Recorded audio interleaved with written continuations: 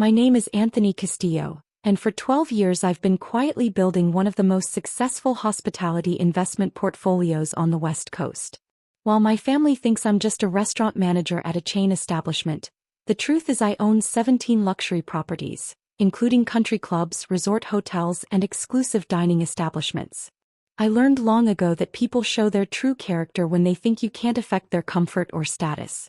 The Emerald Hills Country Club had been my crown jewel acquisition 3 years ago. I'd purchased it through a complex series of shell companies when the previous owners faced bankruptcy, spending $8 million to restore it to its former glory.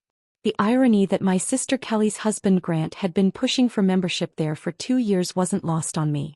Grant Morrison considered himself the family success story. A pharmaceutical sales representative who'd worked his way up to regional manager, he never missed an opportunity to remind everyone about his six-figure income and his networking prowess. What he didn't realize was that while he was celebrating his annual bonus, I was collecting monthly dividends that exceeded his yearly salary. The invitation came on a Wednesday. Kelly called, her voice bubbling with excitement. "Tony, you have to come to the club this Saturday. Grant finally got his membership approved at Emerald Hills. He's hosting a celebration round with the family." I smiled, knowing exactly how that membership had been approved. When Grant's application initially stalled due to his limited references, I'd instructed my club manager to expedite the process. Family harmony seemed worth the small gesture, though I'd made sure my involvement remained invisible. Saturday morning arrived with perfect California weather. I drove my modest Honda Accord through the wrought iron gates I'd had restored 18 months ago, past the championship golf course I'd invested $2 million to redesign. The clubhouse looked magnificent, its Spanish colonial architecture gleaming white against the rolling green hills. Grant was holding court on the first tee, surrounded by Kelly, my parents, and several of his pharmaceutical industry colleagues. He spotted my car and his expression shifted to that familiar mix of tolerance and condescension. "Tony, glad you could make it," he called out, though his tone suggested the opposite. "Hope you don't mind if we start without you. I know you probably don't play much golf." Actually, I'd been playing since college and maintained a respectable handicap, but Grant had never bothered to ask. "No problem," I said, grabbing my clubs from the trunk. "Whenever you're ready." The first few holes proceeded smoothly. Grant regaled the group with stories about his membership process, the influential people he'd met, and the business opportunities that would surely follow. He spoke about the club as if he'd discovered it personally, describing the amenities and recent improvements with the authority of someone who'd never actually paid for any of them. "The restaurant renovation alone must have cost millions," he told his colleague from Pfizer. "Only the best members get to experience quality like this." I bit back a smile, remembering the heated board meetings about that renovation budget. The final cost had been $3.2 million, every penny of which had come from my personal investment to maintain the club's prestigious reputation.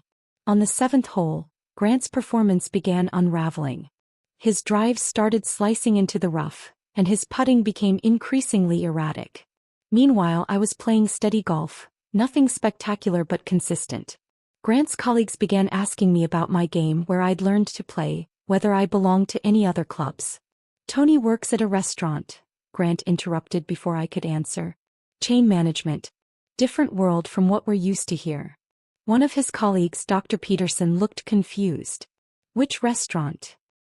"He manages an Olive Garden," Grant said with barely concealed disdain. "It's honest work, but not exactly what you'd call prestigious." The truth was more complicated. I did work at an Olive Garden, but as the regional operations consultant overseeing 12 locations across 3 states. It was one of several consulting contracts I maintained to stay connected to the industry I invested in.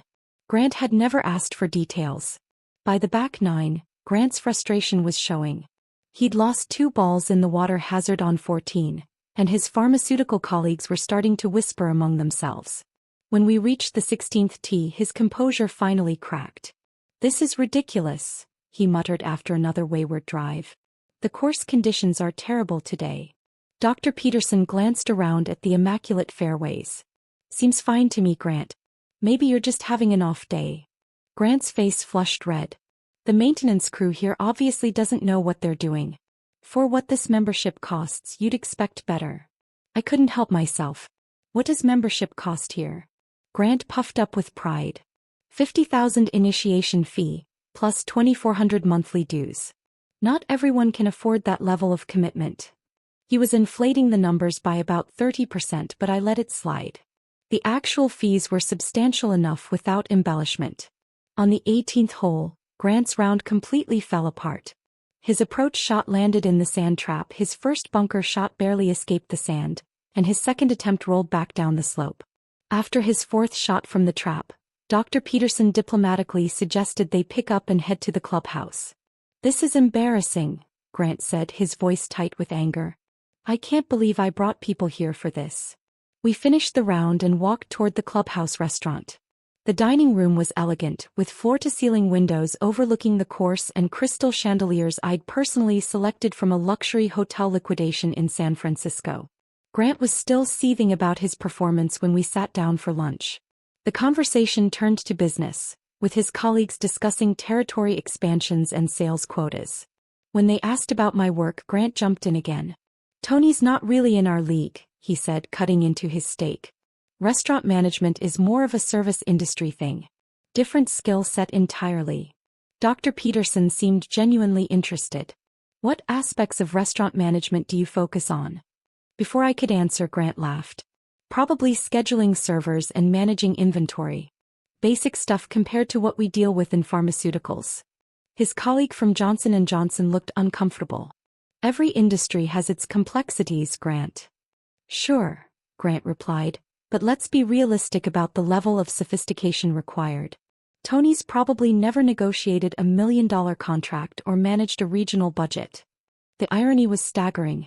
The man sitting across from me had unknowingly been eating at a restaurant I owned, playing golf on a course I'd redesigned, in a club I'd saved from bankruptcy. But Grant was just getting started. "The truth is," he continued, his voice getting louder, "places like this exist for people who've earned their way into exclusive circles. Not everyone can appreciate what it takes to be here." Kelly looked mortified. "Grant, please." "No, let me finish." Grant turned to face me directly. "Tony, you're family, so I'll be honest.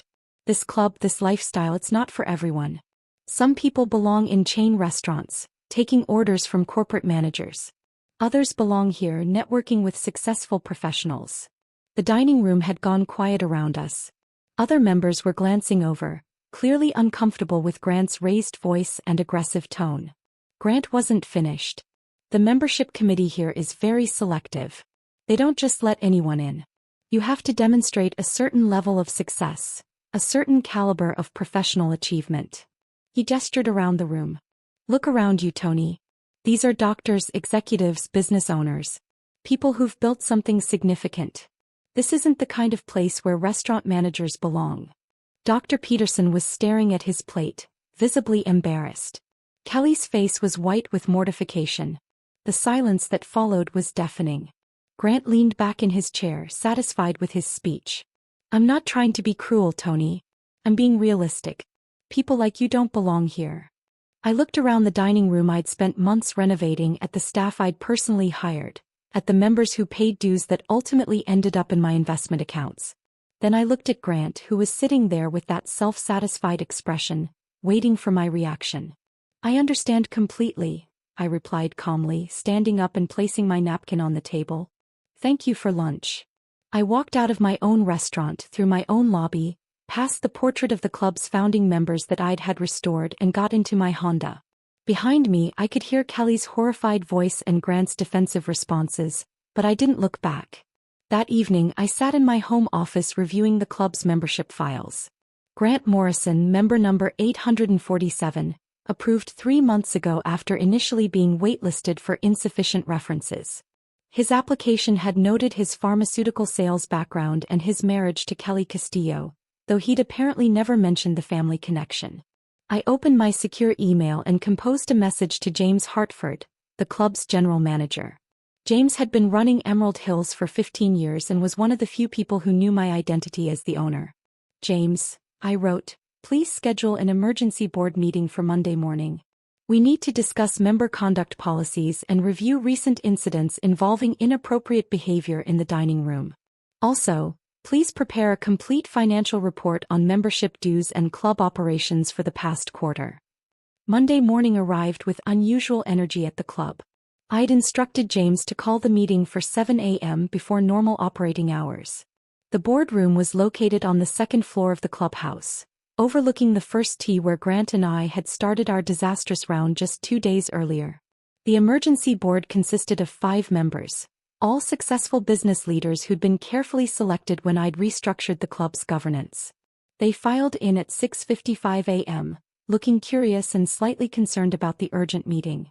"Gentlemen," James began, "we're here to discuss a serious incident that occurred in our dining room this past Saturday, involving member conduct that may violate our community standards." He detailed Grant's behavior, the public humiliation of a guest, and the disruption to other diners' experiences. The board members listened with growing concern, asking questions about witness accounts and the specific language used. "This is exactly the kind of behavior we restructured to prevent," said board member Charles Whitney, a retired investment banker. "When we raised our standards 3 years ago, it was specifically to maintain the club's reputation for civility and respect." James nodded. The incident was witnessed by multiple members and staff. Several diners expressed concern about the hostile atmosphere it created. Board member Patricia Wells, who owned a chain of luxury hotels, leaned forward. "What's our current policy on member conduct violations?" "3-tier system," James replied. "Written warning, temporary suspension, or immediate termination of membership depending on severity." The discussion continued for 30 minutes, with the board reviewing similar cases and precedent decisions. Finally, Charles asked the question I'd been waiting for. "James, in your professional opinion, how should we handle this situation?" James looked directly at me, though the other board members didn't understand the significance. "I believe this warrants immediate action. The members' behavior was public, aggressive, and completely contrary to our community values. I recommend temporary suspension pending a formal review." "Seconded," said Patricia immediately. The vote was unanimous. That afternoon, Grant received a certified letter at his home. Kelly called me within an hour, her voice shaky with disbelief. "Tony, something terrible happened. Grant got suspended from the country club. They said he violated conduct policies, but he doesn't understand what he did wrong." "What did the letter say?" "Something about inappropriate behavior toward a guest in the dining room. They're reviewing his membership status." She paused. "Tony, you were the only guest with us on Saturday. Did Grant say something to offend someone else?" I considered my words carefully. Grant made his feelings about certain types of people very clear. "But that's not fair. He was trying to explain the club's standards." "Kelly, what exactly did Grant tell you happened in the dining room?" There was a long silence. "He said he was helping you understand why exclusive clubs have membership requirements. He thought he was being helpful. By telling me I don't belong there?" Another pause. "He didn't mean it personally, Tony. He was just explaining social dynamics." Tuesday morning, James called me with an update. Grant Morrison requested a meeting to discuss his suspension. He wants to appeal the board's decision. "What did you tell him?" "That he could present his case to the full board next Monday, but the suspension remains in effect until then." "And his reaction?" James chuckled. "He demanded to speak with the club's owner. He said he has friends in high places who could resolve this matter quickly." I smiled. "What did you tell him?" "That the owner prefers to remain anonymous, but all member concerns are handled through proper channels." Grant's appeal meeting was scheduled for the following Monday at 6 p.m. I made sure to attend, sitting in my usual spot at the head of the conference table. Grant arrived precisely on time, wearing his most expensive suit and carrying a leather portfolio that probably cost more than most people's monthly rent. He entered the boardroom with confidence, shaking hands with each board member and introducing himself as if meeting royalty. When he reached me, his expression flickered with confusion, but he recovered quickly. "I don't believe we've met," he said, extending his hand. "Grant Morrison." "Anthony Castillo," I replied, watching his face carefully. Recognition dawned slowly. His confident smile faltered, his handshake became less firm, and his eyes darted around the room as if seeking an escape route. "Please have a seat, Mr. Morrison," Charles Whitney said, gesturing to the chair across from us. "We're here to review the incident that led to your suspension." Grant sat down heavily, his portfolio forgotten in his lap. He kept staring at me as if I were a mirage. James read the formal complaint aloud, detailing Grant's behavior in the dining room, his hostile language toward a club guest, and the disruption he'd caused to other diners. When James finished, the room fell silent. "Mr. Morrison," Patricia Wells said, "do you dispute any of these facts?" Grant's mouth opened and closed several times before he found his voice. There's been a misunderstanding." "What kind of misunderstanding?" Charles asked. Grant looked directly at me, his face pale. "The guest in question, he's my brother-in-law. And that makes your behavior acceptable?" Patricia's voice was ice cold. "No, I didn't realize." Grant's voice trailed off as he finally understood the impossibility of his situation. I leaned forward slightly. "Mr. Morrison, during Saturday's incident, you stated that people like me don't belong at this club. Could you explain what you meant by that?" The color drained from his face completely. You're on the board?" "I am." Grant stared at me for a long moment, then slowly opened his portfolio and pulled out a resignation letter. I think it would be best if I withdrew my membership." Charles Whitney looked surprised. "That's not necessary, Mr. Morrison. This is a conduct review, not a termination hearing." "No," Grant said quietly, signing the letter with shaking hands. "I understand now. I made a serious error in judgment, and I need to accept responsibility for it." He slid the letter across the table. "I apologize to the board, to the club, and especially to Mr. Castillo for my inappropriate behavior." 3 months later, Kelly invited me to Sunday dinner. Grant was in the kitchen when I arrived, preparing what looked like an elaborate meal.